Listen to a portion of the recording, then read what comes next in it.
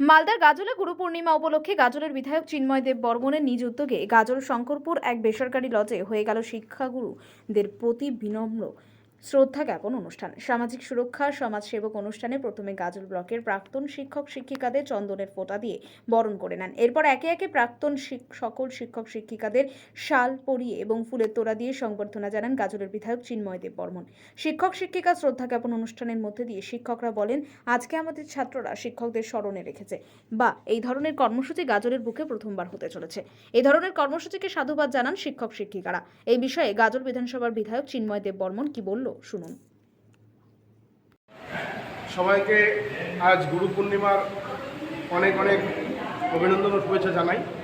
সমস্ত গুরুদেব, সমস্ত শিক্ষক তথা শিক্ষাগুরু সবাইকে আমি আমার তরফ থেকে আর এই গুরু পূর্ণিমার অনেক অনেক প্রণাম নমস্কার শুভেচ্ছা জানাই।